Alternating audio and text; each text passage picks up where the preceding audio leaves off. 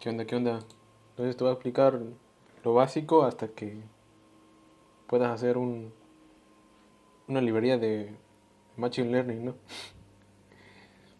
Entonces lo básico siempre es instalar el Python, ¿no? Lo primero que se hace. Si no tienes el Python, pues no puedes ejecutar ningún programa. Entonces tienes que descargarlo, te vas a esta página, después te vas a descargas, pones aquí Python 3.10 o la versión que tengas, le das en guardar y esperas que se ponga el instalador. Y en este caso, bueno, yo creo que tengo la 3. Tengo la 3.9, entonces puedo actualizar, ¿no? Y ahí estoy utilizando la 3.10. Y ahí esperamos que se actualice. Y bueno, lo importante de hacer esto es porque tienes que seleccionar una casilla que se llama path. Y esa path es para agregar el Python, el binario de Python a las variables entorno. Y así se puede, y para que así se pueda ejecutar en la terminal, ¿no? Por ejemplo, esta es una terminal, le pones el nombre de Python y ya se te abre el Key Interpreter. Y aquí puedes, es el intérprete de Python, ¿no? Aquí puedes probar algunas cosas. Por ejemplo, lo que a veces yo lo uso para sacar longitudes de cadenas, ¿no? Como esa de ahí. Le pones len, eso y ya te da 9, son 9, ¿no? Para en vez de estar contando aquí, pues pones len y ya. Y, y fuga, ¿no? Y también para hacer operaciones, ¿no? Hay gente que utiliza esto para hacer operaciones. O para probar alguna librería puntual como la librería random que te da. Este te va a dar un número aleatorio entre 0 y 10, ¿no? Mm. Para eso puedes utilizar. Para probar código así muy simple, ¿no? Ya para código más complejo, pues es mejor que te descargues el Visual Studio Code. Este de aquí que yo tengo. Ese descárgatelo. Que ese es el que yo uso y que es muy fácil y además tienes unos extensiones o plugins, ¿no? Aquí pones Python y le pones instalar y cuando crees un archivo .py, entonces se te va a marcar la sintaxis, ¿no? Se te van a colorear las palabras reservadas y va a haber autocompletado de código, ¿no? Es cuando pones un objeto, ¿no? Pones punto y los métodos que tenga, ¿no? Por ejemplo, bueno, ahí creas un archivo .py, ¿no? Vamos a ponerle .py. Y una cosa que tienes que hacer es agregar esto, darle aquí en truth, ¿no? Eso no sé por qué, pero porque es una cosa nueva del Visual Studio. Si no pones que confías en este directorio, entonces no vas a poder, no va a servir el autocompletado. No va a servir el autocompletado y, por ejemplo, aquí tienes una lista, ¿no? Una lista vacía. Pones lista punto y te aparecen los métodos que tienen una lista. Que es append para agregar un elemento al final, clear de limpiar todo el arreglo, de copiar, ¿no? De copiar, de contar los elementos que tiene y otras cosas, ¿no? Esto de copiar puede servir porque, por ejemplo, si tú haces aquí otro, por ejemplo, S igual a lista, ¿no? Vamos a imprimir lo que tiene lista y después modificas s.append, o sea, agregas a un elemento a la lista desde S y vas a agregar el 2. ¿Cuánto crees que valga lista? ¿Cuánto debe valer lista aquí? Aquí lista no tiene nada, ¿no? Después hace S igual a lista y agregas a S, agregas un 2, pero aquí ¿qué debería imprimir, no? ¿Qué imprime, no? Pues imprime un 2, ¿no? ¿Por qué? Porque esta S no es una copia de lo que hay en lista. No es una copia, digamos, es lo que en C se llama un puntero, ¿no? Un puntero es una variable que apunta a una dirección de memoria, ¿no? eso es puntero. Y entonces si tú tienes esa variable, ese puntero, puedes modificar hacia lo que apunta, ¿no? Y pues es casi como esto de aquí. Estás modificando a través de ese, que digamos que es un puntero, modificas la lista. Y una vez imprimir lista, pues se imprime ya modificada, ¿no? La modificación que hiciste fue agregarle un 2, ¿no? Entonces podríamos decir que ese por ahí es un puntero, ¿no? De alguna forma apunta a lista. Y si tú modificas ese o hacia lo que apunta, pues modificas la lista, ¿no? Y por eso es necesario tener un método copy, que copie lo que hay en la lista, ¿no? Que te regrese una lista nueva a partir de los valores de la lista, ¿no? Por ejemplo, si hiciéramos aquí lista.copy, ¿qué pasaría? Aquí ya, pues ya va a ser distinto, ¿no? No debería aparecer, ¿ves? ¿Cómo te aparece? Ya no te aparece el 2. Porque ese ahora es una copia, no es un puntero, ¿no? Al ser una copia, pues es una nueva, digamos que es un nuevo arreglo, ¿no? Aparte de lista. Anteriormente pues era la misma lista, ¿no? Pero ahora es otra nueva. Por lo tanto, si modificas esta, pues no se modifica lista. Esa es la teoría de la copia, ¿no? Del método copia. Aunque todavía no te he explicado lo que son las variables y porque hay que empezar desde cero, ¿no? Pero eso nomás para que veas que tiene Python. Y ya por ahí ya se agregó, ya se instaló, ¿no? Aunque no apareció la lista, hay una casilla que hay que marcar aquí, se llama agregar al pad o add to pad. Esa tienes que marcarla, ¿no? Para que ya una vez en la terminal tú puedas ejecutar el intérprete. Ujú. Más que nada por eso. Si quieres hacer este tipo de pruebas, necesitas agregar a la variable de entorno donde está el binario de Python, ¿no? Y eso lo agregas en variables de entorno, en pad. Si ves aquí, allá está el Python 3.10, ¿no? Entonces ya, si lo quitas de ahí, pues ya no lo puedes ejecutar en la terminal, ¿no? Bueno, eso es una cosa que se hace fácil, ¿no? Y, ¿qué más? Bueno, primero, lo primero que se explica siempre son los comentarios, ¿no? Siempre la gente en los tutoriales es los comentarios, lo primero, como si fuera lo más útil. Ya no es tan útil, pero para un principiante no es tan útil. Ya cuando ya vas avanzando en tus proyectos y que el código se vuelve muy, muy, muy largo y muy complejo, pues ahí sí que hace falta documentarlo, ¿no? Hace falta documentar el código y tener buenas prácticas de programación para que sea lo más legible y entendible posible, ¿no? Pero de momento a nosotros no nos interesa hacer comentarios porque no vas a poner aquí, esto es una lista vacía, ¿no? Porque desde ahí se ve que es una lista vacía, no hace falta decirlo. Entonces los comentarios lo pones con el gato ¿no? Y así te vas. Y si quieres poner un comentario multilínea, pones tres comillas simples y ya todo lo que hay ahí son comentarios, ¿no? Pues los comentarios son líneas de que no se van a ejecutar, no van a ser ejecutadas por el intérprete de Python, ¿no? Y bueno, ahí hay otra cosa que hay que saber, es lo que es un intérprete, ¿no? ¿No? Un intérprete es otro programa, ¿no? En este caso, el intérprete de Python que yo tengo está hecho en C y se llama CPython, ¿no? O CPython, ¿no? Porque está hecho en C. Entonces, ¿quién va a ejecutar las instrucciones? Va a ser ese programa CPython. Va a leer el archivo .py y va a ejecutar las instrucciones una a una. Él, ¿no? Es como si fuera una especie de emulador. Cuando tú emulas, no se ejecutan, no, las instrucciones no las ejecuta el procesador de tu máquina, sino las ejecutas un programa, ¿no? Haces una traducción de instrucciones. Por ejemplo, aquí te voy a enseñar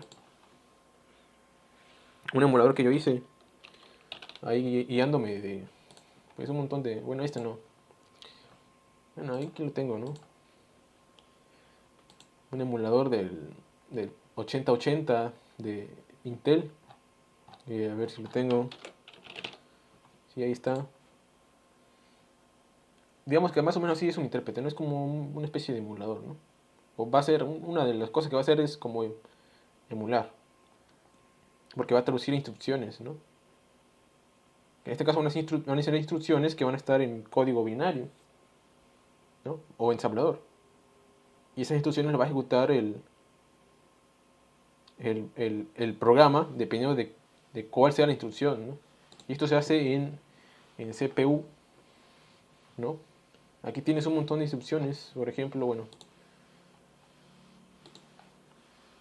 aquí, ¿no? Por ejemplo, dices que esta instrucción de aquí, MBI, va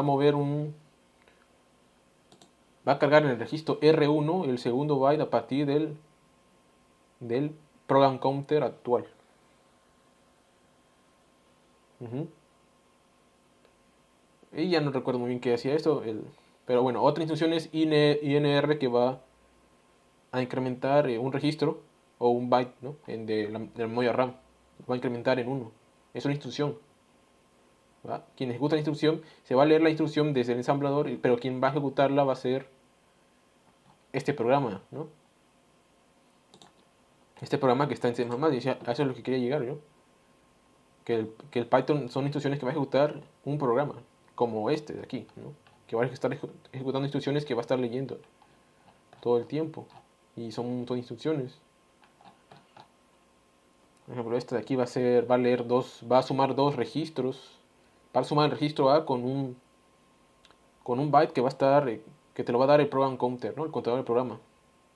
En posición del contador del programa, lo que hay ahí en la memoria RAM se le va a sumar al registro A y después se van a actualizar algunos flags, ¿no? Y como esto puede ser mayor que 10, que mayor que 8, porque A es un registro de 8 bits y se va a guardar ahí. Entonces haces una máscara binaria con FF, que son 255, para alimentar eso entre 0 y 255 justamente, ¿no? Y así hay un montón de instrucciones, ¿no? Y estas instrucciones, ¿quién las hace? Pues las ejecuta justamente este programa, que podemos decir que es una especie de intérprete también, ¿no? Digamos que es como una especie de intérprete, ¿no? De hecho, sí se puede llamar que es un intérprete. Y esa es la diferencia, bueno, esa es cómo funciona Python más o menos, ¿no? En su nivel más básico. Y cuál sería la diferencia con respecto a lenguajes compilados, es que los compilados primero se va a leer el código, ¿no? Se va a pasar a ensamblador y después a código objeto, código binario. Y eso es lo que se va a ejecutar. Y lo va a ejecutar el procesador, no otro programa externo. Directamente ese código se va a traducir a instrucciones de la arquitectura del procesador, ¿no? En este caso, la mayoría de nuestras computadoras tienen arquitectura x86.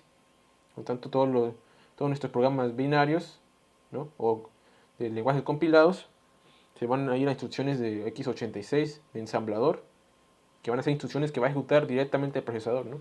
Y el procesador pues ya está especializado en ejecutar instrucciones a la velocidad de la luz, ¿no? Por lo tanto, pues va a ser mucho más rápido un lenguaje compilado que uno interpretado, ¿no? Pero después hay cosas un poco más raras como el PyPy, que es una implementación de Python hecha en Python, ¿no? Que es una cosa más rara, ¿no? Pero, y sorprendentemente, es más rápido que este Python de aquí, el CPython, ¿no? Porque he probado a resolver un problema que se llama el problema de hacer n reinas, que es poner n reinas en un tablero de ajedrez sin que colisionen, sin que se ataquen entre sí, con un algoritmo genético, ¿no? Para encontrar una solución. Y pues con PyPy, que está hecho en Python, una implementación de Python en Python, eso, bueno, pues ahí es mucho más rápido que usando esta implementación de C. Pero pues ya no sé, son conceptos más complicados pero es una curiosidad, ¿no? Está interesante. Y bueno. Y después estábamos bueno, aquí estoy en Pokémon, escenas, porque es un juego que estaba haciendo de Pokémon. Entonces, bueno, las variables, aquí pones, para declarar una variable pones el nombre que sea, ¿no? Obviamente no tiene que ser una palabra reservada, porque si no te va a marcar un error. O, de hecho, creo que se puede, pero ya después, o no debería poderse, ¿no? Porque después, como if igual a 0, no debería no debería poderse, ¿no? No se puede, ¿verdad? Entonces, Los nombres de las variables no tienen que ser palabras reservadas, si no va a haber problemas. Y después de eso pones el nombre que tú quieras y le pones un valor, ¿no? Aquí los datos primitivos que tiene Python son las cadenas de caracteres, que son estos de aquí. ¿Qué más? Son números, son los enteros, son los flotantes,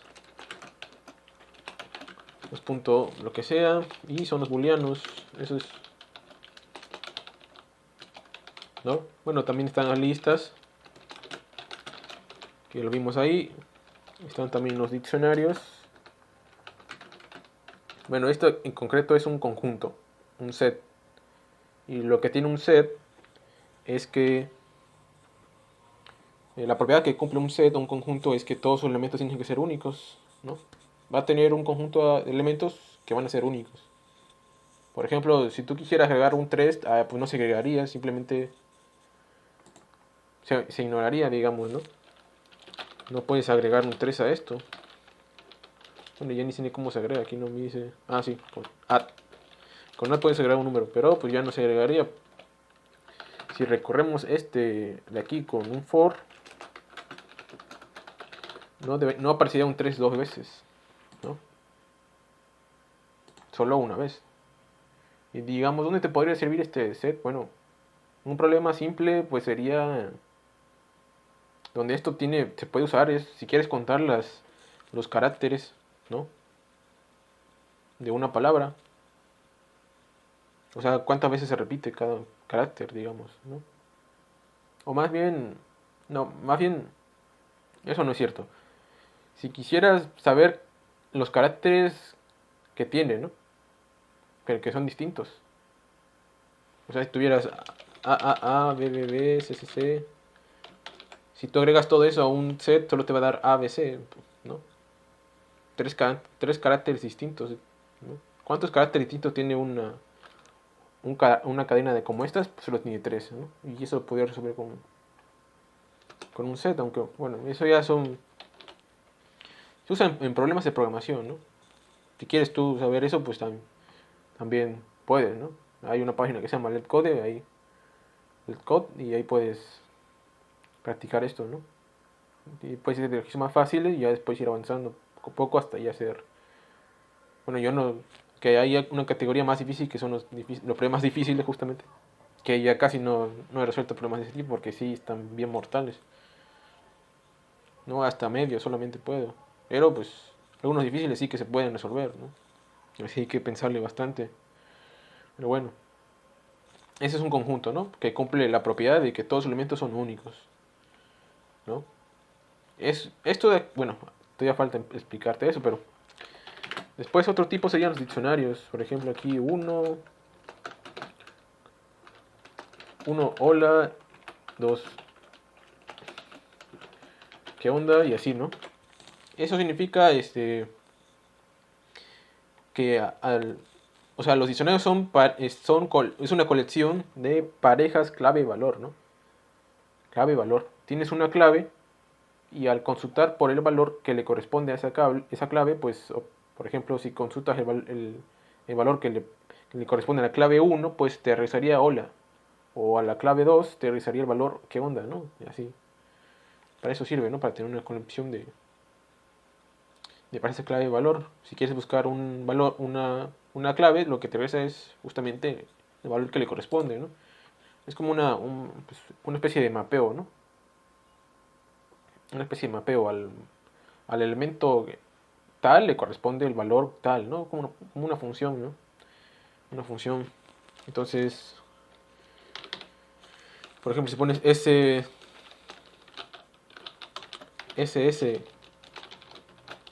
de 1, esto te va a regresar hola, ¿no? Debería regresarte hola. A ver, ¿quiere ejecutar esta cosa? Ahí está, ¿no? Hola. Esa hola. Y si tú quieres agregar un nuevo elemento, lo que tienes que poner es SS. ¿Qué onda? Y aquí podemos ver hola mundo, ¿no? Y ahí aquí estás agregando ya una nueva pareja clave valor. Que dice a 3 le corresponde hola mundo. Entonces si imprimes el 3, Debe aparecerte Hola Mundo, ¿no? Que justamente... Y sí, ¿no? Bueno, y además, aquí si estás viendo SS va cambiando de tipo, ¿no? Aquí ese es primero un string, después un número flotante, un booleano, una lista, un conjunto y un diccionario. Pero bueno, ¿y eso qué es? ¿Por qué se puede? ¿No? Bueno, es porque Python es un lenguaje de tipado dinámico que te permite hacer justamente estas cosas, ¿no? Primero esta variable es un tipo y ya después es de otro tipo. Eso ya no se puede hacer en C, ¿no? En C tendrías que ponerle el tipo de la variable y el valor que tiene, o sea, el tipo de la variable, el nombre que tiene y ya después si quieres inicializarla o si no, pues el punto y coma, ¿no? Para cerrar la línea. Pero aquí en Python pues ya no hace falta nada de eso, ni siquiera el punto coma, porque es opcional. Entonces siempre se evita porque pues con punto y coma no se ve muy vistoso el código, ¿no? Entonces es una cosa que hay que tener en cuenta, que este Python es lenguaje dinámico, un tipado dinámico, ¿no? Que te permite este tipo de cosas que a lo mejor a muchos no les gustan, pero pues si sabes usarlas pues no hay problema, ¿no? Para eso Python se usa en muchos lugares y no va a pasar nada, ¿no? Porque sea el tipado dinámico. Pero bueno, entonces ya.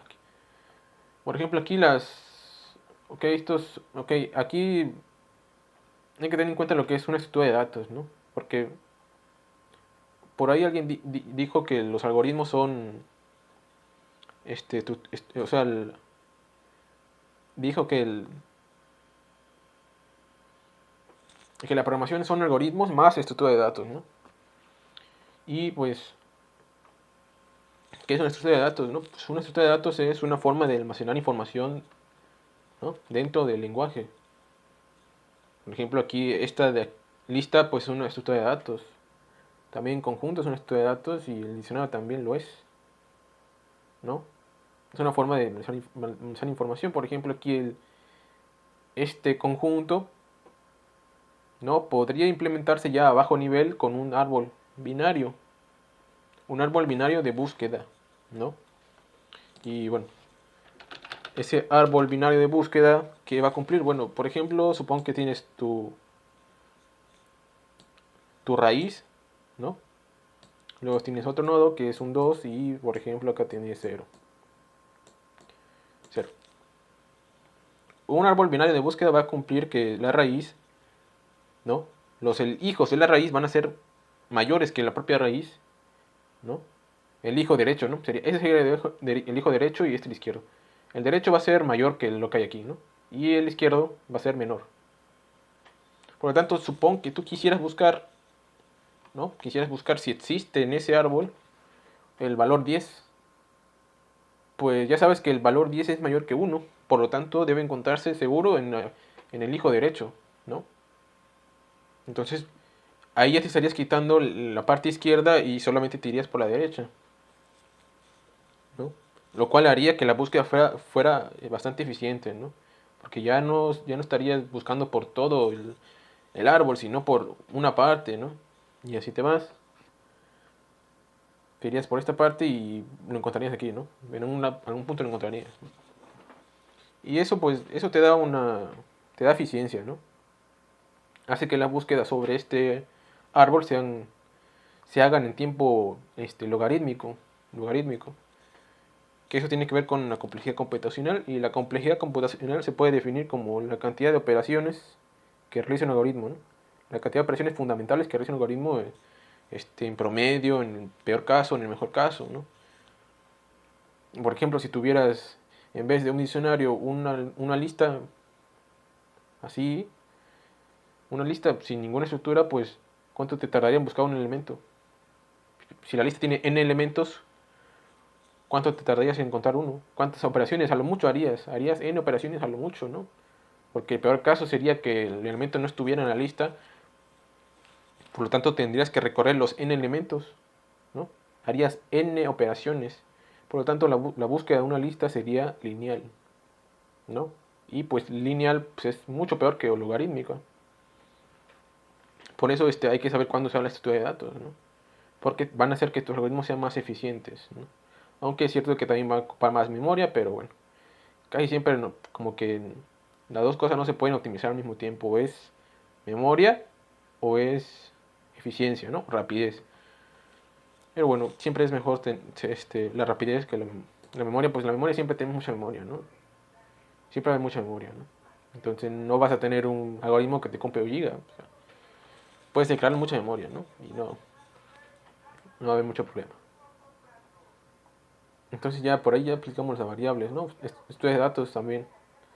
Lo que son la estructura de datos, uno podría interesarse, ¿no? Por saber cómo está implementado a bajo nivel, pero pues eso nos va a quitar el tiempo, ¿no? Si a nosotros nos interesa únicamente programar, pues no vamos a estar viendo cómo es la implementación, porque eso nos va a tardar, nos va a hacer que tardemos más en hacer nuestros programas, ¿no? Aunque bueno, si a uno interesa, pues sí puede también, ¿no? Por su cuenta, checar ahí cómo se implementa un árbol binario, porque con un árbol binario se puede implementar un conjunto, ¿no? Un conjunto como ese de aquí, o también se puede implementar estos diccionarios también.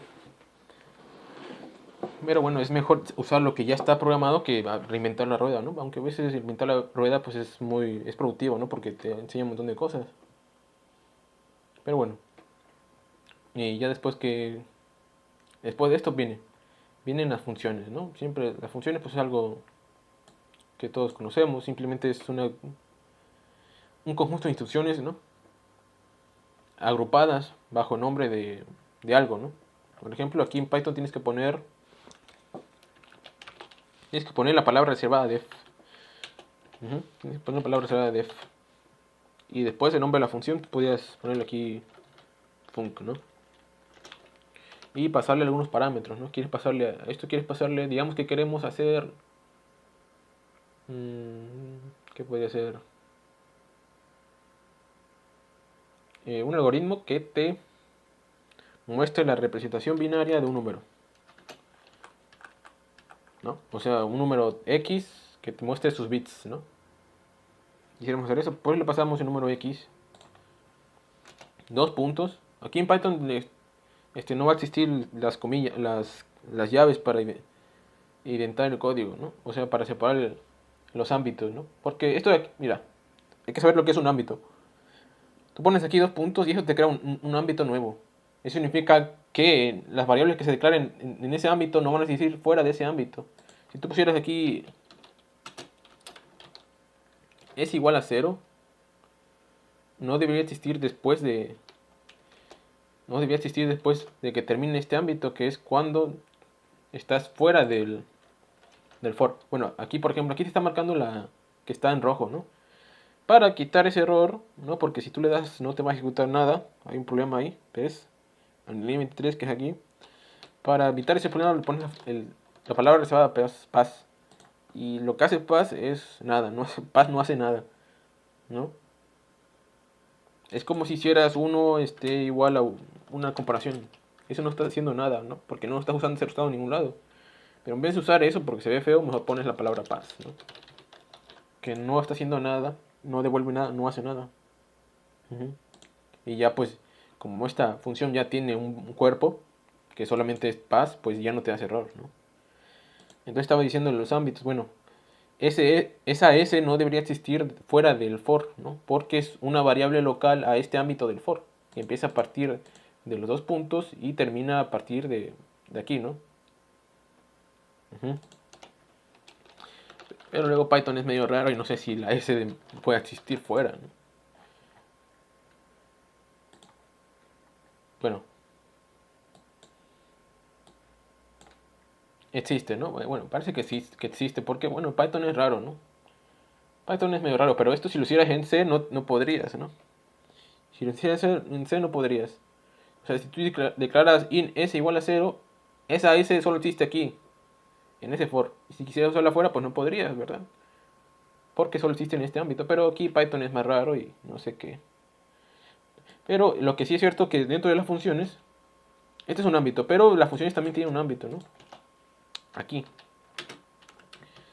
Aquí sí que no va a pasar eso, ¿no? Si tú haces eso, después llamas a func con un parámetro, ¿tú crees que va a existir ese o qué va a pasar?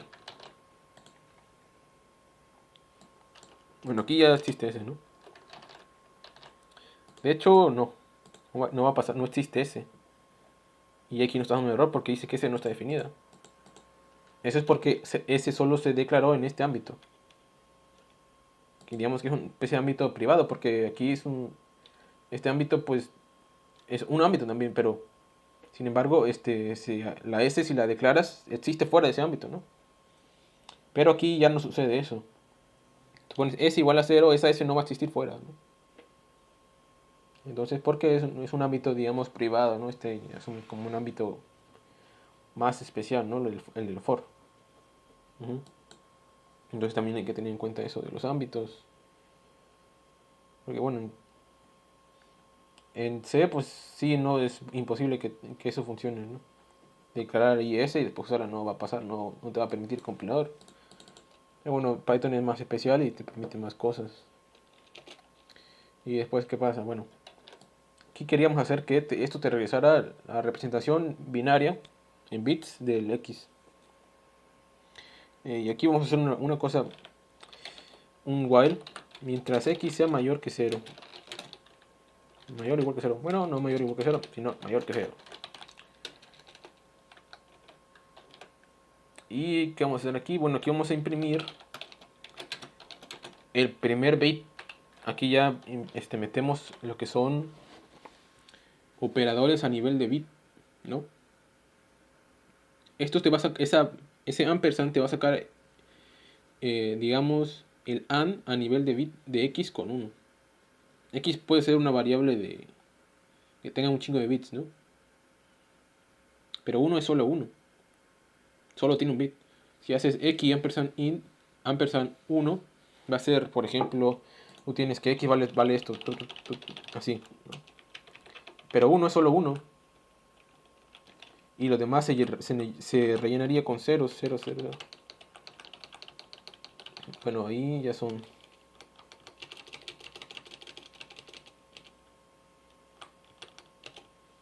Ahí. Si haces o si haces el AND a nivel de bit de estos dos números, eso te va a regresar el primer bit que tiene ¿no? Te va a regresar ampersand todo esto con esto. Bueno, aquí va a ser 0, 0, 0, ¿no? Porque va a ser 0 y cualquier cosa va a ser 0 siempre, porque es AND, ¿no?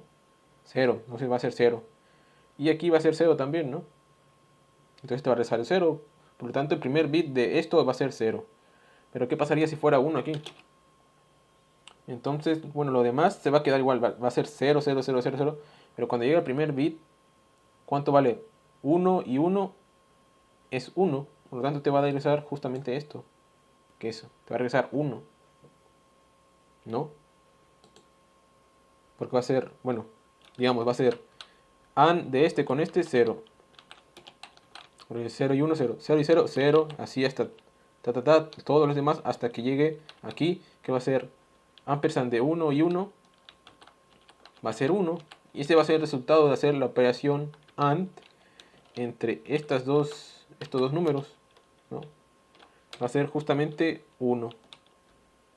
Que coincide, o más bien es el primer bit de esta cadena, ¿no? Aquí podemos comentarlo para que no se esté quejando el Python, ¿no? Y con eso de aquí estaría sacando el primer bit. Pero y ya después que siempre vas a estar sacando el primer bit, ¿no? Lo que hay que hacer para ir al siguiente, tienes que hacer una rotación de bits, un desplazamiento de bits y desplazar esta variable en 1. Lo que va a hacer es que te va a tomar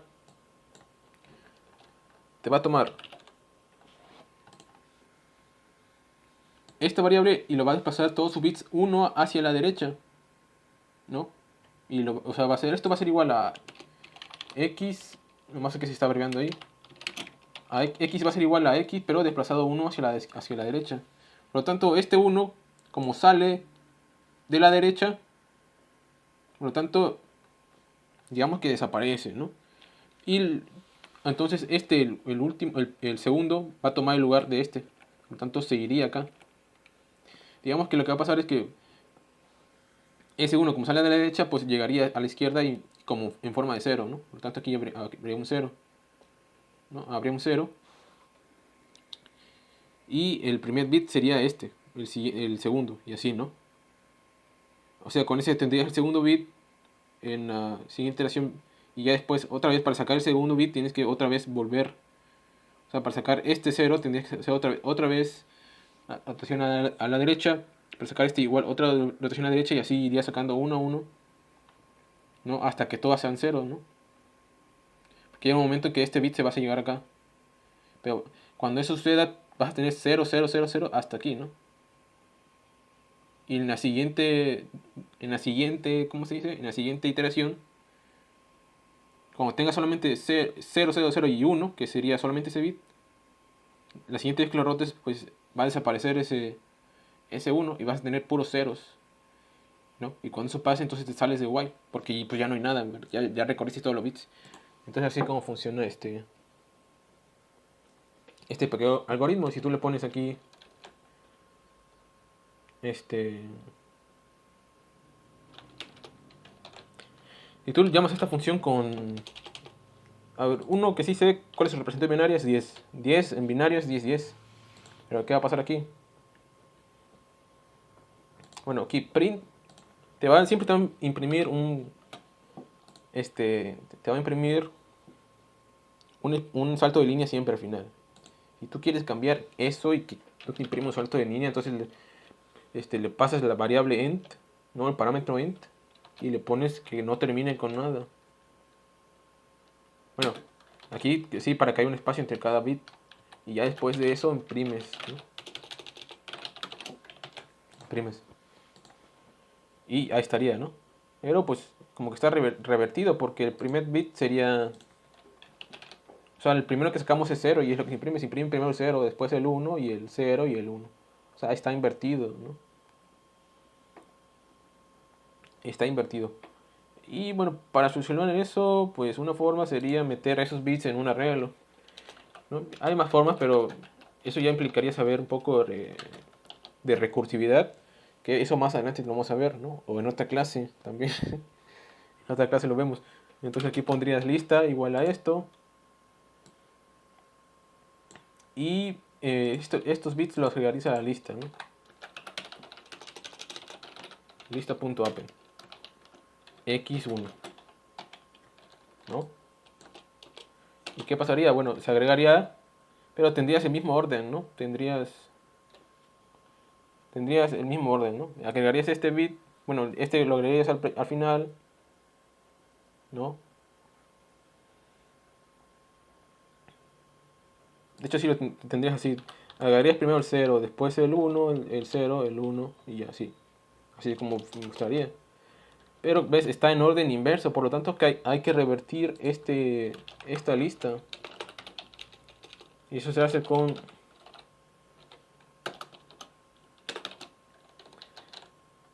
esta función, este método. Lo que te hace es revertir, ¿no? O sea, lo que haría sería, en la misma lista pondría bueno, tendrías esta lista, ¿no? 0, 1, 0, 1. Y lo que te haría sería poner el 0 al final, ¿no? El 0 al final, el 1 al penúltimo, el 0 aquí y el 1 aquí. Te revierte el orden, ¿no? Y entonces ahí ya tendrías todos los bits. Y si quieres imprimirlo, simplemente pones print lista, ¿no? Print lista. Y ya está. Y ya está en binario, ¿no? Si quieres poner aquí... Pero te pone como esto, ¿no? Se ve medio feo. Si lo quieres más, un trucazo que puedes hacer es poner esto, punto join, y le pasas la lista.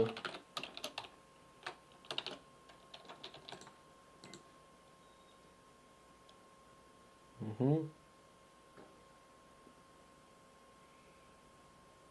Mm, Bueno, creo que no es así como se hace.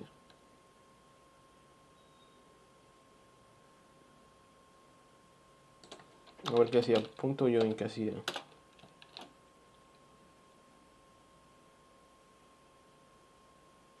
Mm.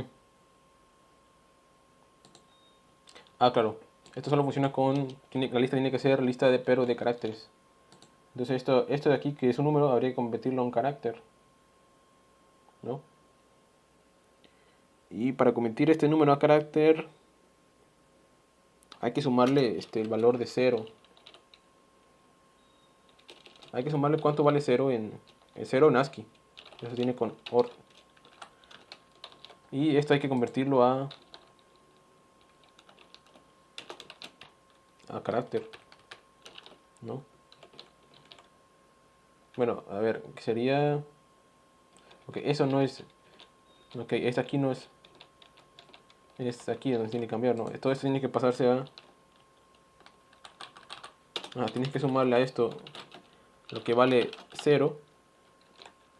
0, pero 0 en ASCII, carácter. Y esto convertirlo a carácter. Y a ver con esto qué pasa. Te imprime unas caritas felices. Se supone que era así, ¿no? Pero bueno, no sé. Bueno, ya evitemos eso porque estamos perdiendo un tiempo ahí. Simplemente ya tienen los bits aquí y ya, listo. Y además el propósito de esto era explicarte lo que son las funciones, pero pues ya ahí como quise explicar ya de más. Pero bueno, no hay problema. Aquí, una función pues le pones un nombre, le pones def, el nombre de la función, lo que recibe y las instrucciones que va a ejecutar, ¿no? Y si lo ves aquí, dices, bueno, hay una función aquí en medio, ¿no? Porque en C no podrías hacer esto, ¿no? Siempre hablamos con C porque yo supongo que ya sabe C, que sabe C, ¿no? Sí, todo el mundo sabe C, sí, sí sabe C, ¿no? Y entonces, pues en C no podrías hacer estas cosas. Como metes una función así nomás. Las funciones van fuera ¿no? Pero aquí puedes tener funciones entre funciones y cosas muy raras. Por ejemplo, esta función pues no se podría ejecutar arriba donde está declarada. No se podría usar acá. Tiene que usarse después de donde fue declarada, que se declaró una línea 23. Por lo tanto, tiene que usarse o puede usarse más allá de la línea 23, ¿no? Antes no se puede. Porque no existe, ¿no? Entonces ya. Esas son las funciones. Y bueno, las funciones, otra cosa que hay que hacer, bueno, que hay que buscar, que hay que saber más bien, son los bucles, ¿no? Porque todos los... hay un teorema que se llama el teorema de la programación estructurada, que dice que todos los algoritmos se pueden hacer con bucles, con estructuras de control y con poder ejecutar instrucciones de forma secuencial. Con con esas tres cosas puedes crear cualquier algoritmo. Por lo tanto, pues basta saber solamente esas tres cosas para poder programar lo que sea, ¿no? Ya los demás van a ser ya cosas muy particulares que uno puede investigar, ¿no? Pero sabiendo esas tres aspectos, ya podría saber programar lo que quieras, ¿no? Porque en realidad todos los algoritmos van a ser solamente bucles y repeticiones o recursividad y da igual lo tan complejo que sea, que al final se va a reducir a esos tres conjuntos de instrucciones, ¿no? O sea, que sea secuencial, que sea estructuras de control, que son los if, y las estructuras de repetición, que son los bucles, ¿no? Pero bueno, ahorita vamos a ver los bucles, que es algo importante. Por ejemplo, aquí en Python no existen los bucles así como en C, ¿no? Le pones for, in igual a 0, y menor que tal, ¿no? Aquí en Python los bucles funcionan sobre iterables. Por ejemplo, esto aquí es un iterable, ¿no? Porque puedes recorrer sus elementos uno a uno. Aquí igual. Y las listas también, y las strings también son iterables, ¿no? Solo funcionan sobre iterables. Por ejemplo, aquí serías for x in ss. Para cada elemento en ss lo imprimes, ¿no? No dices desde aquí hasta por allá, no estás haciendo nada de eso. O sea que aquí los for son más seguros, ¿no? Porque no... Digamos, bueno, si quieres que fuera inseguro, pues tendrías que hacerlo a propósito para que fuera inseguro, ¿no? Por ejemplo, que estuvieras siguiendo a un arreglo en un índice que no existe, ¿no? La posición de un índice que no existe. Porque si quisieras hacer uno a uno solamente, simplemente for x in el arreglo y lo imprimes cada elemento, ¿no? Porque, pues, por ejemplo, si quieres hacer for con así como desde 1 hasta tal, pondrías for i in range. Porque es algo que siempre vamos a usar, ¿no? Si queremos como que hacer los mismos fors de C, sería for igual a 0 y menor que 10 y más, ¿no? Para replicar esto aquí tendríamos que ponerle... Este range tiene parámetros opcionales, ¿no? Porque hay unos parámetros que le puedes pasar las funciones o no se las puedes pasar. Por ejemplo, aquí podrías ponerle un parámetro opcional, ¿no? Que vale esto. No me pasa nada si no le pasas ese valor, ¿ves? No va a pasar nada aquí en fun10, no pasa nada. Bueno, aquí voy a comentar esto. Aquí no pasa nada porque este es un parámetro opcional, se lo puedes pasar o no se lo puedes pasar, ¿no? ¿Ves? No va a ser, no me da no se queja ni nada. Y el valor que tiene por defecto pues es una cadena vacía, ¿no? Y si yo después le pongo aquí opcional, bueno, podría no ponerle opcional, pero vamos a ponerlo así. Si le pongo un valor, pues aquí va a ser ese mismo valor, ¿no? Se le va a pasar con ese mismo valor. Es un parámetro opcional, ¿no? Y el range también tiene parámetros opcionales. Por ejemplo, si no le pasas nada, solo le pasas un número. Por ejemplo, 10. Lo que te va a rezar esto va a ser los elementos desde 0 hasta 10, pero no se incluye el 10. Así que va a ser como este for. Va a ser desde 0 hasta 10, pero no está incluyendo el 10 porque solo llega hasta 9, ¿no? Cuando i vale 10, pues ya no se cumple esta condición de aquí. Por lo tanto, ya no se ejecutan las instrucciones dentro del for. Pero si tú quisieras tener más control, por ejemplo, desde dónde empieza es ahí. Entonces aquí pondrías el primer parámetro sería desde dónde empieza. Ahí dices que empieza desde 1. Y también puedes cambiar de cuánto va incrementando. Y eso es en el tercer parámetro. Por ejemplo, desde ahí sería desde 1 hasta 10. De 2 en 2. Por tanto sería 1, el primer valor. Después el siguiente sería 1 más 2, que sería 3 y así, ¿no? 3, 5 y así. Desde el 1 hasta el 10, de 2 en 2, ¿no? Y entonces, si ejecutas eso, lo imprimes el valor, ahí te va, ¿no? Desde 1, que sería a partir de...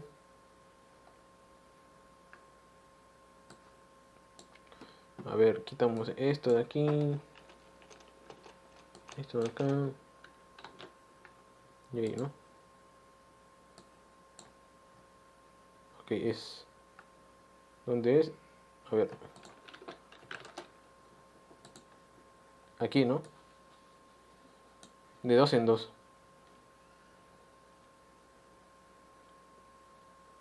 Entonces empiezas a separar 1, después i vale 3, después i vale 5, después i vale 7, después i vale 9. Y en la siguiente iteración i valdría 11. Pero ya te pasaste del 10, ¿verdad? Entonces ya no, pues ahí termina, ¿no? Entonces, esos son los valores que te regresa este for. Vas de 2 en 2, empiezas desde 1. Cuando i vale es mayor o igual que 10, pues ya no vale, ya se sale. Eso ya no lo imprime, ¿no?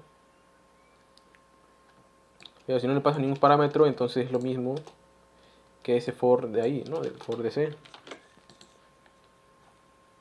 Que vas desde 0 hasta 10, ¿no? 0 de 1 hasta 10. ¿va? Y eso es un for. Los for van a trabajar sobre iterables, porque lo que te regresa range también es un iterable. Digamos que va a ser una lista con los elementos de 0 hasta 10, pero no incluye el 10, ¿no? Eso es lo que te regresa el for. Y después el bucle que aquí lo usamos, pues es igual, ¿no? Que en C, ¿no? Bueno, aquí no hace falta poner paréntesis. En C siempre tienes que poner paréntesis, ¿no? Aquí puedes o no, ¿verdad? Pero así está mejor, sin paréntesis. Entonces, mientras se cumpla una condición, pues se van a ejecutar las instrucciones hasta que deje de cumplirse. Y eso es Eso es todo, ¿no? No tiene más. Ah, bueno, sí tienes. También tienes las instrucciones para saltar de iteraciones o para romper todo el ciclo. Con break te rompes todo, ¿no? Te sales del bucle. Con continue lo que haces es saltar a la siguiente, a la siguiente iteración. A ver, voy a cortar.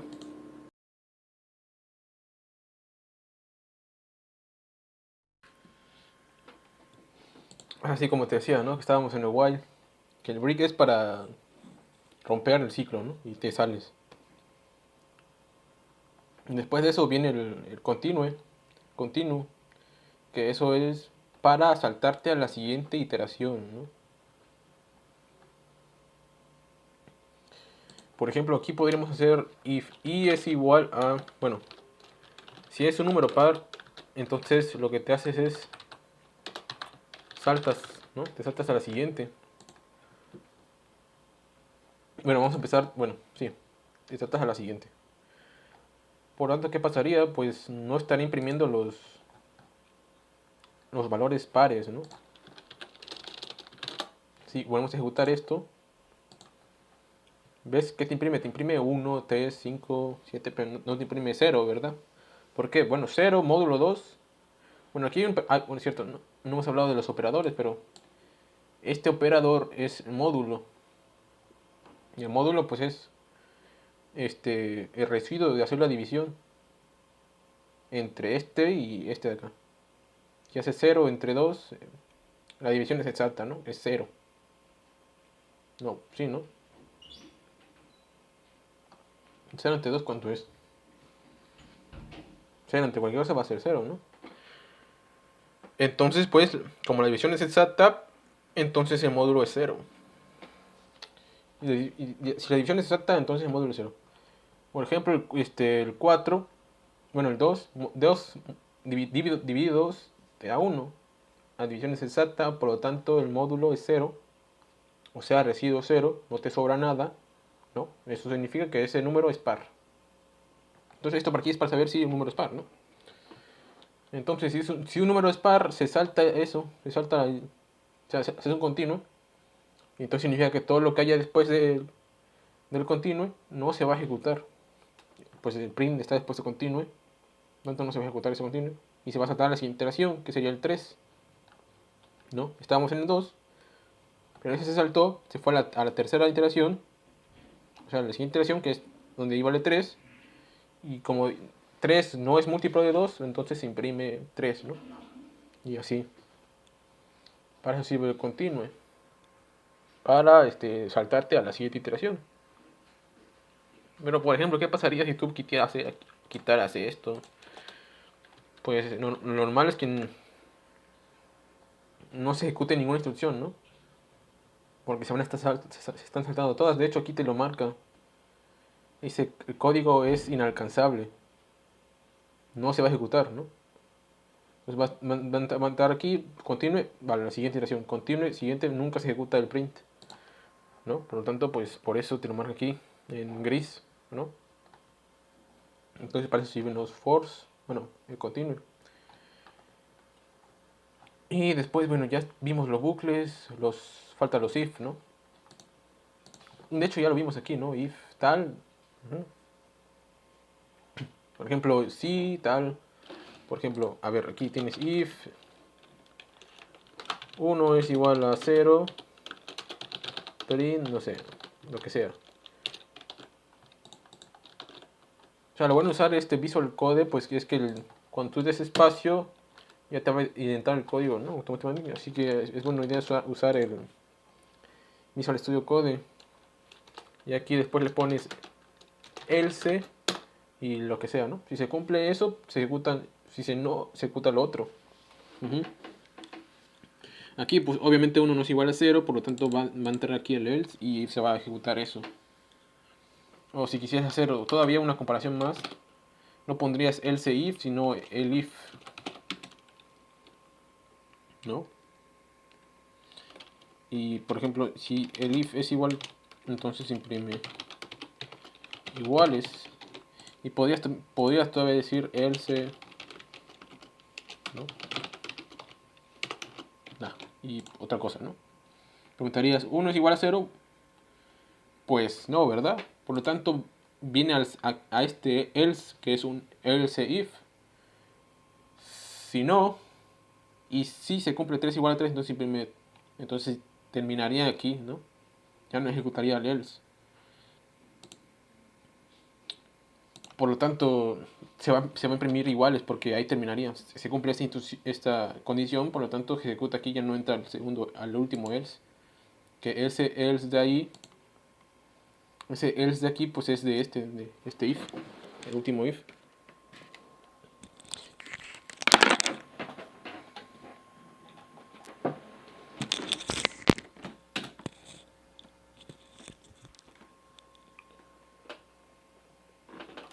A ver que ya se me desconectó esta madre.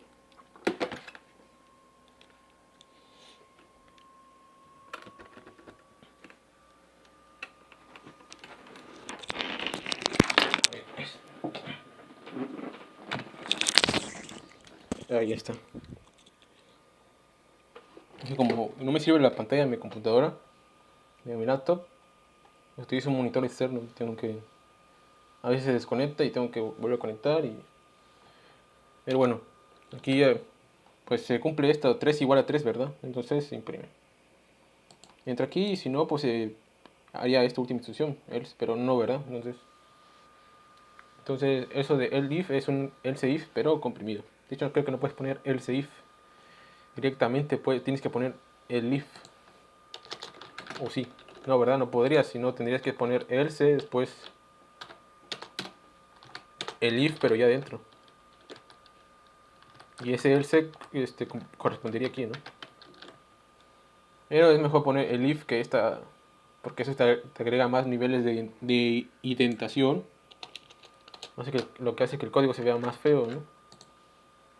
Por eso es mejor usar el if. Y otra cosa es que este Python no tiene una instrucción switch, ¿no? No puedes hacer eso del case, ¿no? Case break. Entonces la forma de simular los switch sería con los elif, ¿no? Lo que ya veía, se haría el código más feo, pero bueno, pues Python no tiene switch. Y no sé si algún día lo van a agregar, pero deberían, ¿no? Porque pues sí hace un poco de falta. Entonces, bueno, después de esto, porque bueno, ya te puedes poner más quisquilloso y utilizar los diccionarios para tratar de simular los switch, como por ejemplo, bueno, ya que Python te permite cosas como asignarle a variables funciones, ¿no? Entonces, incluso aquí las claves, o sea, los valores, podrían ser funciones, ¿no? Entonces estarías mapeando un valor a una función, ¿no? Eso ya te da una idea de cómo podrías hacer el switch con diccionarios, pero igual, bueno, si quieres sí puedes usarlo, ¿no? O usar if, elif, ¿no? No hay problema. Entonces, vamos a ver lo que son las clases, ¿no? Otra cosa que hay que saber.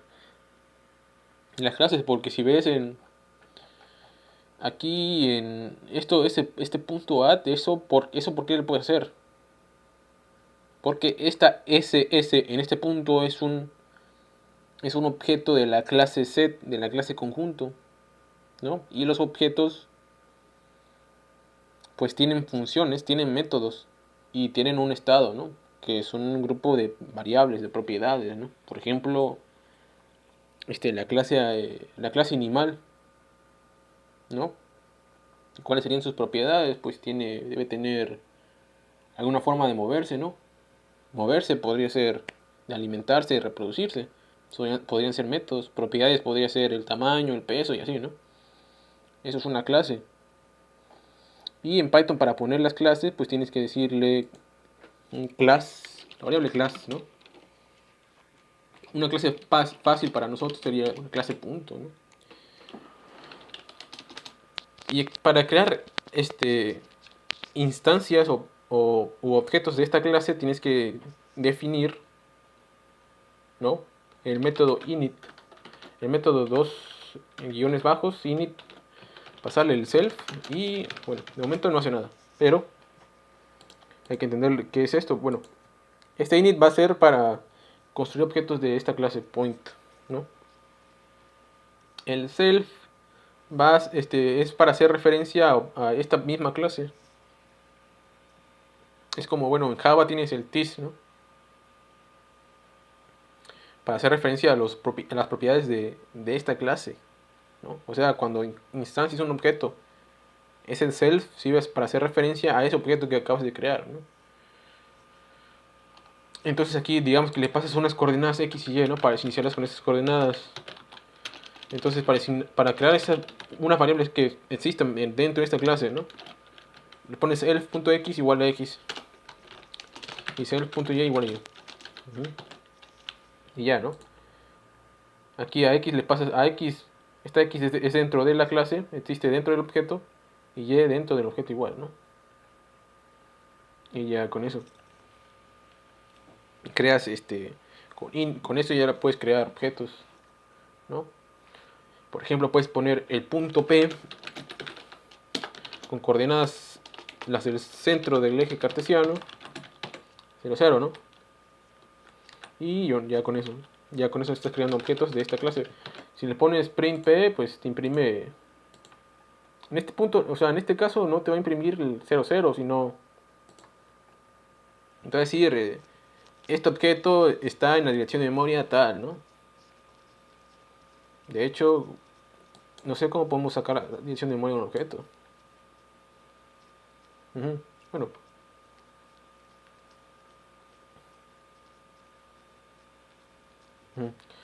Pero bueno, te imprime la dirección de memoria donde está el objeto, ¿no? Que no nos importa mucho saberla. ¿Qué pasa si quisiéramos imprimir en vez de eso, de esto de aquí, pues las coordenadas? Pues hay un método que tú puedes sobreescribir, ¿no? Porque cuando tú haces print, lo que se está llamando aquí se está convirtiendo este objeto a un string, ¿no? Entonces lo que se le pasa o lo que se imprime es lo que te devuelve de llamar a la función str, dos puntos, ¿no? Cuando se llama print, entonces lo que se obtiene es lo que se llama a este método que te devuelve la representación en string de ese objeto, y eso es lo que finalmente se imprime. Por lo tanto, si nosotros sobreescribimos eso, para sobreescribirlo pues pondrías lo mismo, def y después str, y lo que te espera regresar eso es un string. Entonces, ¿qué podemos hacer ahí? Lo que podemos hacer ahí es regresar, primero hay que convertir esta x a un string, y eso lo hacemos con la función str. Bueno, de hecho str es otra clase, ¿no? Pero supongo que uno de sus parámetros puede ser un número, ¿no? Y esto lo que te voy a va a ser un string. O sea, ese número convertido en string, ¿no? Eso lo puedes concatenar con una coma. Bueno, o sea, a este número convertido en string le puedes poner una coma, con eso lo haces con el más. Y después le pones str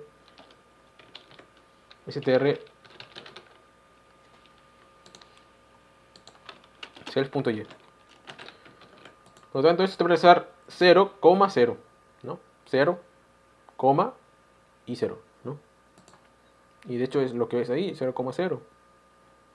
Y así como tiene str, pues tiene más métodos, ¿no? De hecho ahí puedes sobreescribir uno para saber cuándo dos objetos de esta clase son iguales. Y lo que te muestra es un booleano. Podríamos decir que si las coordenadas son iguales, entonces los objetos son iguales.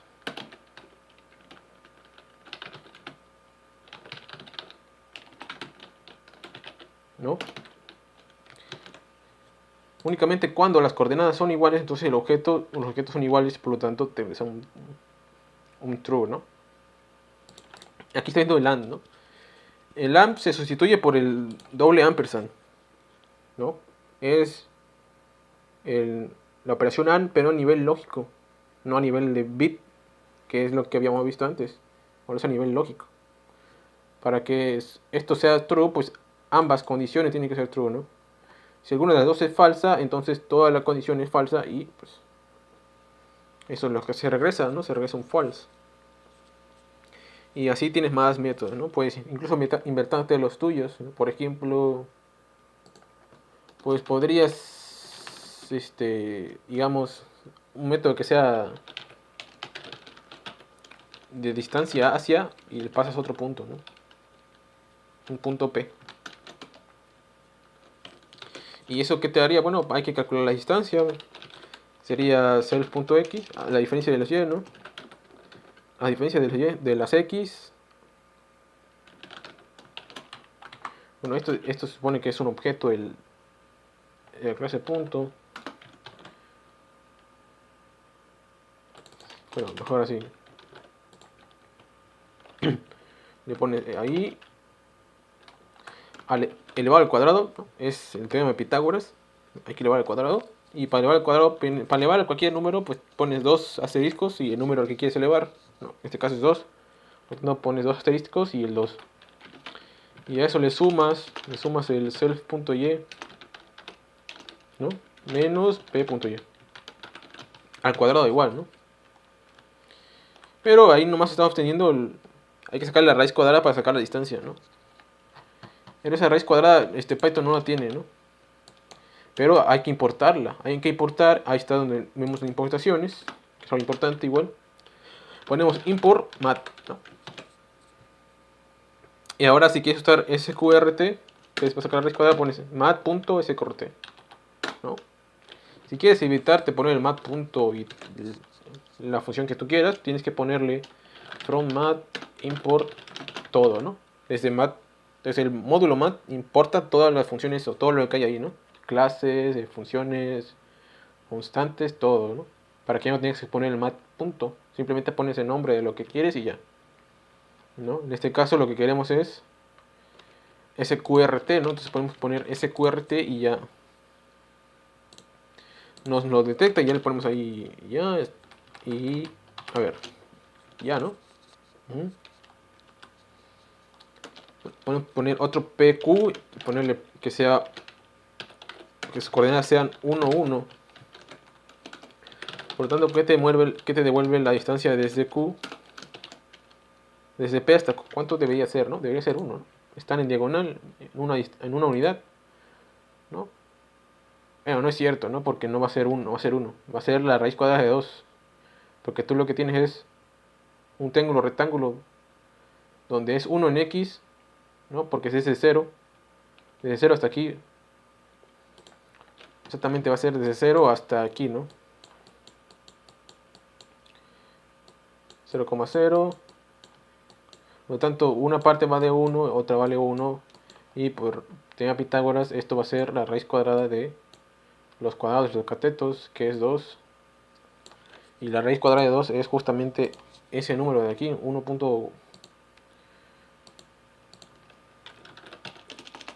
Pues le pones import mat. Sale 1.41, ¿vale? Ahí está la distancia, ¿no? Y así tú puedes crear más métodos, los que tú quieras, ¿no? Pero tienes que poner el self. El self es para que después puedas acceder a las variables, ¿no? Si no pones el self, entonces no puedes acceder a la x que de aquí, no puedes acceder a esa x, tienes que poner el self. Y no le pones el self, entonces va a ser un método estático, ¿no? Un método estático no necesita de ningún objeto para poder ejecutarse, porque no va a cambiar ninguna variable, no va a hacer nada. Va simplemente a actuar sobre las variables estáticas que tú podrías poner acá también, ¿no? Decirle, una variable estática podría ser pi, ¿no? 3.14 tal. Esa la puedes usar desde dentro de, ¿no? Aquí puedes poner pi, ¿no? Puedes imprimir pi. Es una variable estática. O no sé por qué no sé.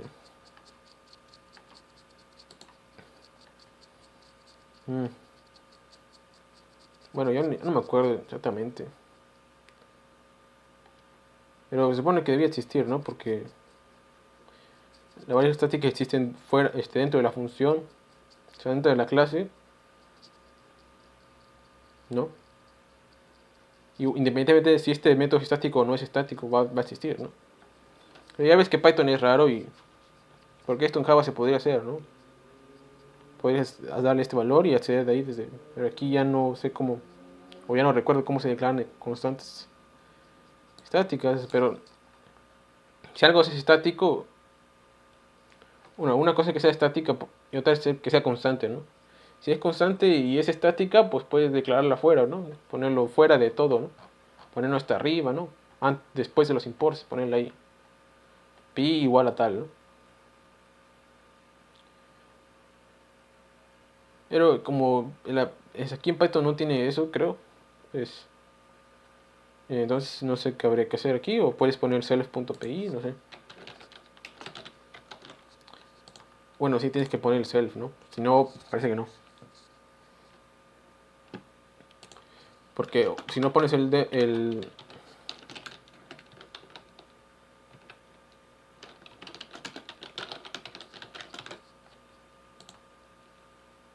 no existe, ¿no?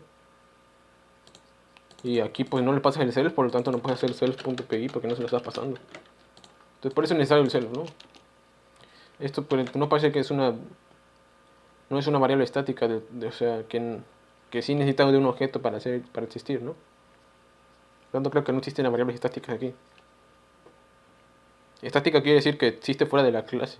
O sea, no fuera de la clase, sino que existe aun cuando no se haya declarado ningún objeto. No se haya creado ningún objeto. Por ejemplo, un método que no recibe self no va a ser accedido por ningún objeto. Y pones aquí def f y no le pones nada, no puedes, no puedes hacer q.f. O sí, bueno. Es que pinche Python es bien raro, mira, eso no debería permitirlo. Porque no está pasando el self. Y el self va a ser q. Ah, bueno, ya está. Bueno, ahí nos dio el error, ¿no? No deberías poder hacer eso porque no recibe el self. Y el self va a hacer referencia a q, ¿no? Cuando pones q punto, ahí ya le estás pasando el self. Q punto ya te estás pasando el self. Pero este no recibe self, ¿no? Por lo tanto da ese error porque no recibe ningún parámetro y tú le estás mandando uno, que sería el self. Que sería q punto, eso ya es el self, ¿no? Podríamos decirlo. Entonces para ejecutar ese método tienes que poner point.f, ¿no? Point.f. Porque es un método de clase, podríamos decirlo así. Un método de clase, no de objeto. No es un método de clase. Por lo tanto, no hace falta una instancia para ejecutar f, sino simplemente en la clase nada más. Pones point.f y ya, ¿no? Ahí está, ¿no? Entonces, eso son las clases, ¿no? Creo que en Python es más confuso lo de la programación orientada a objetos, pero bueno. Sí, porque en el código que hicimos para MicroPython, ahí está, usamos una clase, ¿no? Una clase motor. ¿Y por qué una clase? Bueno, es para no tener tanta variable fea, ¿no? Para no tener... Es más fácil, ¿no? Así como lo hicimos. De hecho, aquí en Arduino, a ver.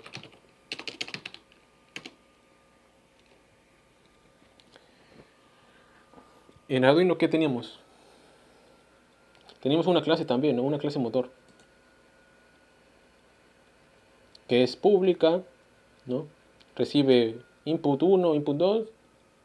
Después pone que esos pines van a ser de salida, ¿no? Y lo que hace avanzar, pues lo que hace avanzar es un digital write. Un input lo pone en high, otro en low y ya. Para atrás, pues hace lo opuesto, ¿no? Uno en low y otro en high. Para parar los dos en low o puede ser los dos en high también. Y son variables privadas, ¿no? Esto de aquí ya no estaría evitando tener 4 variables inputs, ¿no? Por fuera, ¿no? Así como tú lo hiciste, es más fácil tenerlos ya dentro de una clase porque digamos que está repitiendo la estructura, ¿no? Tienes dos motores que lo que tienen son inputs, lo único que cambia son sus valores. Pero para hacer que un motor avance es la misma lógica, ¿no? Tienes que pasar uno en Java y otro en Node y así. Por lo tanto, es mejor encapsular todo eso en una clase. Y ya es el código que sea más chido de ver y ya te hace más profesional, ¿no? Entonces, por eso que cogí una clase aquí. Porque es mejor encapsular eso en una clase que tener un chingo de variables ahí. Que eso ya, pues ya te llega a confundir, ¿no? Imagínate si tuvieras 4 motores, ¿no? Y tuvieras que tener ahí, ¿cuántas? 8 variables, ¿no? Es mejor tener todo encapsulado y ya. Y tú quieres avanzar un motor, pues le pones punto avanzar en vez de ponerle estas instrucciones. Mejor pones punto avanzar, que eso ya lo va a hacer por ti, ¿no? Y ya. Por eso escogimos una clase. Que aquí en Python pues también se puede tener clases. Y así, ¿no? Y después de las clases que vendrían. Bueno, después ya no sé más que poder venir. Lo que podría ser. Bueno, hay una cosa que se llama. Bueno, es que ya los demás son más cosas más. Que podemos hacer, leer archivos con Python, lo que tú quieras se puede hacer, ¿no? Por ejemplo, a ver, te voy a mostrar. Te voy a mostrar aquí unos códigos que hice. Bueno, eso lo tengo en. Voy a tener que descargarlo desde mi GitHub aquí. Esto voy a enseñar algo que puedes hacer con Python, ¿no? Que está medio chido. Por ejemplo, vamos a hacer una cosa que se llama simulación, ¿no? Que tú sabes hacer con MATLAB, pero con Python. Y, y lo que queremos aquí es un doble péndulo. Lo que hice la otra vez fue simular doble péndulo utilizando el método de Euler, ¿no? Que es lo más simple. Usando el método de Euler para solucionar esta ecuación, que es un conjunto de ecuaciones diferenciales bastante cardíacas. Entonces, pues, pero se puede, ¿no? Se puede hacer con método de Euler, es lo más fácil, ¿no? Entonces creamos otro archivo que sea péndulo y le ponemos ahí. Y ya, esto lo hice con Pygame la otra vez. Y ahí está el doble péndulo. Como ves, sí está chido, ¿no? Pues eso es algo que puedes hacer con Python. Y pues, aunque no sé si es, bueno, no debe ser muy precisa la simulación, ¿no? Porque mente Euler debe tener un error significativo con respecto a la solución real, ¿no? Pero pues estas ecuaciones del péndulo doble pues son muy complicadas. De hecho, no creo que no se pueden resolver de forma analítica. Así que hay que usar métodos numéricos, que es algo en lo que es experto, ¿no? Y pues sí está chido, como ves. Una simulación en Python de un péndulo doble, que también es un objeto caótico, ¿no? De la teoría del caos, ¿no? Significa que pequeñas variaciones en el sistema producen alteraciones muy cabronas en el comportamiento del sistema, ¿no? O sea, lo que se resume en la famosa frase de un aleteo de mariposas aquí provoca un tornado en no sé dónde, ¿no? Eso es más o menos lo que es el concepto de caos, ¿no? Y eso es pequeñas cosas que puedes hacer con Python también, ahí para que tengas un poco de motivación, ¿no? Por ejemplo, a ver, ¿qué más? Bueno, esto aquí es un fractal, podemos ver un fractal, ¿no? Y los fractales son objetos matemáticos, ¿no? Geométricos, ¿no? Que repiten su estructura a diferentes escalas, ¿no? Si hace zoom en una figura, pues parece que se mantiene la estructura, ¿no? Entonces es un fractal, como el conjunto de Mandelbrot, que es un fractal pero que no es del todo idéntico, ¿no? Cuando tú haces más zoom dentro de ese fractal, pues va cambiando su estructura. Pero pues. Y aquí esto de aquí, pues también si ves es un fractal, ¿no? ¿Ves? Tiene forma de fractal, ¿no? Más que sí, a mí, el programar estas cosas sí tuve que pensarlas un ratillo pero pues se puede, ¿no? Tiene su misterio, pero pues no requiere más de geometría que pues todos debemos saber geometría, ¿no? Como ingeniero, pues sí, no requiere un poco concepto de vectores y ya, ¿no? ¿Qué más? A ver. Ah, aquí estaba el algoritmo de las N reinas, ¿no? De forma genética, que ahí también es otro mundo, el algoritmo genético. Aquí puede separar n igual a 50, pero igual va a tardar mucho con el CPython. Pero si usas PyPy, eso te va a aumentar mucho la velocidad de ejecución, ¿no? Dice aquí que es 4.2 veces más rápido que CPython, que es el que nosotros instalamos, ¿no? Este de aquí es CPython, ¿no? Pero este de aquí es más rápido. Dice que 4 veces. Dice, creador de Python, si quieres que tu código se ejecute más rápido, probablemente tienes que usar PyPy, ¿no? Pero lo que pasa es que PyPy no va a tener soporte para la mayoría de... No, sí va a tener soporte, pero no para todos los módulos, ¿no? Entonces, si Python no tuviera una gran comunidad, pues entonces no habría tantos módulos y entonces no sería muy popular, ¿no? Porque, pues, ahí está el poder de Python, que la gente escribe bibliotecas en C, ¿no? Y eso, pues, esas bibliotecas que en C las puedes mandar a ejecutar desde Python, porque son los famosos bindings, ¿no? Tú puedes ejecutar código de C en Python. Por ejemplo, NumPy está hecho en C. Y los cálculos lo hace C, no Python. Por eso NumPy es rápido. Por eso Python es bueno, porque los módulos que usa, las bibliotecas que se programan, que se pueden usar en Python, pues en realidad están programados en lenguajes de más bajo nivel.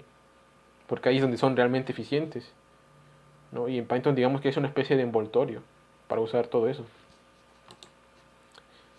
Y se hace porque es más fácil usar Python que los lenguajes de más bajo nivel, ¿no? Y por ahí tenía otro fractal, ¿no? Que era este de aquí. Esto es otro fractal. Los fractales también se forman. Bueno, hay otra cosa que hay que explicar, es la recursividad, pero creo que eso te lo voy a explicar en otra clase si te interesa. Si no, entonces me lo dices. Porque la recursividad es un concepto muy potente, ¿no? Un concepto muy potente. Pero sí requiere un poco más de. Hay que ver lo que es la pila de llamadas, ¿no? Una vez que entiendas lo que es una pila de llamadas, una pila, que es otra estructura de datos, ya podemos entender por qué la recursión funciona. Ujú. Pero bueno, eso ya podemos ver más adelante. De momento no hace falta la recursión para programar, ¿no? Bueno, aquí esto también es recursivo, si lo ves. Digamos que la primera recursión sería esta de aquí. Entonces para cada segmento, que sería este es un segmento y este otro, también se hace la misma división, ¿no? Se toma ese segmento y se divide, ¿no? Entonces se toma este segmento y se divide, se toma ese segmento y se divide, y a la vez que va rotando, ¿no? De aquí se rota para acá, la siguiente va a rotar para allá y así, ¿no? Y con la rueda del ratón, pues ya configuro cuántos grados rota, ¿no? Y así puedes crear este árbol. Que aquí, por ejemplo, aquí parece una rama. Una rama, ¿no? Ahí ya está más chido y así, ¿no? Son cosas que puedes hacer en Python. Pero ahí también, eso se llama Pygame, ¿no? Y bueno, aquí, por ejemplo, había intentado hacer el juego pero no me salió muy chido. O sea, tendría que modificarlo todavía, ver qué puedo. Porque no me salió muy bien el tema de las colisiones. No, ahí ya, por ejemplo, ya no me sale la pelota. Ah, es que tenía que ponerle. Y ahí está, ¿no? Pero los ángulos de rebote son aleatorios, ¿no? No estoy haciendo ningún cálculo, simplemente es aleatorio porque no sé cómo se calculan esos ángulos. Creo que tienes que ponerles. A ver, ¿qué tienes que ponerle aquí?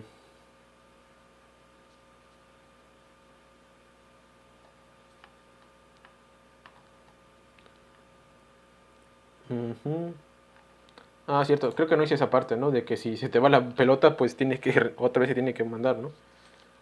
¿Ves? Pero pues, se puede completar, ¿no? Ya, se puede. Solo pues hay que dedicarle más tiempo. Pero pues algo que puedes hacer con Python, pues estos pequeños juegos, ¿no? De hecho, algo que podrías hacer como un proyecto para ver si realmente estás aprendiendo y es un proyecto que te va a dejar de tarea. Y espero que estés escuchando hasta aquí porque ya llevo un montón de tiempo. Estás escuchando aquí, entonces eres fibra y eres leyenda. Entonces, voy a dejar como tarea pues un juego, bueno, lo que tú quieras, ¿no? Que te ayude en tu carrera, ¿no? Algo que sea útil, pero bueno, pues los juegos son divertidos, ¿no? ¿A quién le gusta jugar, no? ¿A quién le gusta jugar y a quién le gusta programar? Juegos, ¿no? Pues está chido. Podrías hacer un juego de, a ver, mm,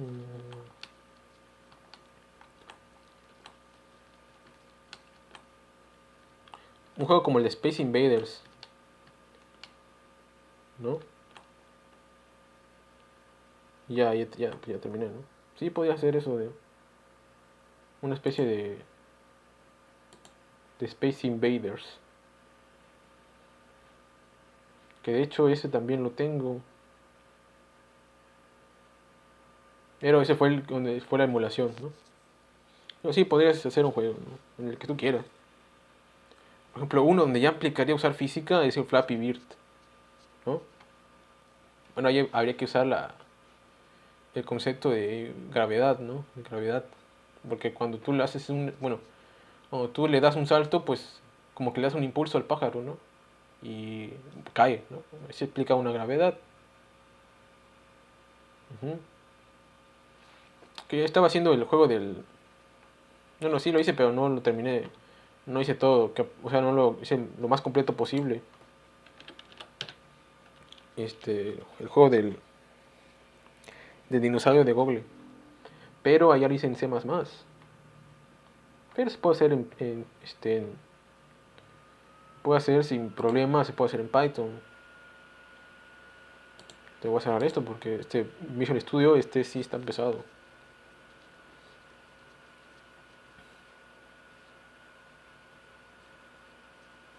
Y estoy enseñando esto nomás porque tengas motivación, ¿no? Y sepas que la programación, pues, programar, pues, puede ser difícil, ¿no? Pero más difícil es la electrónica. Y además, digamos que si lo vemos ya así, programar es solo apretar teclas, ¿no?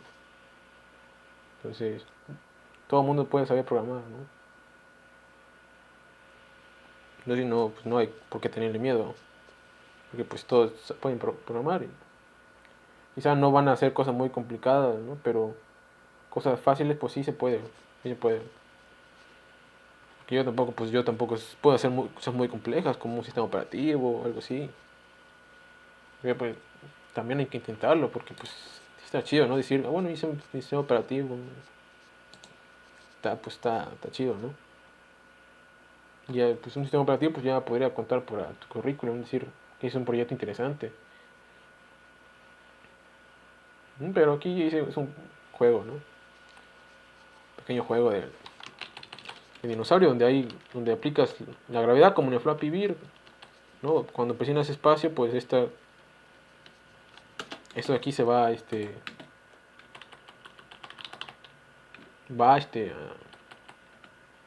se va a elevar, ¿no? Pero va a caer, porque hay una gravedad que lo hace caer. Y esa gravedad pues se simula, ¿no? Entonces, por eso también son interesantes los juegos porque ahí ves física y matemática. Y ahí aplicas lo que ya sabemos, ¿no? De física y matemática. Que aunque es algo básico, pero pues son conocimientos, ¿no? Son conocimientos. Y además programar en 2D pues no es tan igual. Es interesante. Porque ya 3D es más complicado y yo no he hecho, no he hecho casi nada en 3D, ¿no? Que sí ya es otro mundo en 3D y ya implica cuestiones más complejas de álgebra lineal y de matrices, ¿no? En un momento en 2D está bien, ¿no? Ya en 3D ya... En 3D todavía puede esperar el 3D, ¿no? Y pues eso sería todo, yo creo. No sé. Y realmente viste hasta aquí, entonces es leyenda. Porque te estoy mandando un video de casi 2 horas. Te voy a mandar un video de 2 horas que... Pero... Y sí, pues lo que sea, ¿no? Me lo dices, te lo explico porque ya... A mí me gusta explicar, ¿no? Me gusta explicar aunque no soy tan buen maestro, ¿no? Pero pues la práctica, ¿no? Hace el maestro justamente. Y ya ahí... Ya si tienes alguna duda, pues ya podemos verlo, ¿no? Y así pensar como programadores, ¿no? Y pensar pero ya seriamente en cuál es el problema que tenemos, hay que solucionarlo, ¿no? Porque pues no hay problema que no tenga solución, ¿no? Solo como dijo algún filósofo, lo único que no se puede resolver es la muerte, ¿no? Ya lo demás hay solución, ¿no? Para lo demás hay solución, entonces... Pero pues dos mentes son mejor que una, ¿no? Entonces siempre es bueno ser, apoyarnos, ¿no? Entonces, ahí me avisas. Y tengo que editar esto porque como no me funciona el micrófono, la computadora en realidad es un micrófono integrado, y entonces lo que se va a sonar siempre va a ser el ventilador de la computadora. No se va a escuchar bien, ¿no? Estoy grabando ese celular, entonces lo que tengo que hacer es mandar todavía el audio a un programa y esperar a que se renderice, ¿no? Pero bueno, ya, a mí me gusta eso, por eso lo hago. Entonces, no hay problema, comando. Y pues ya estás. Nos vemos para la siguiente clase, que vamos a empezar con recursividad y vamos a dibujar un fractal si quieres. Podemos dibujar un fractal más simple que se llama la alfombra de Sierpinski, ¿no? Podemos checarlo, ¿no? Si quieres. Entonces ya vemos. Ya estás.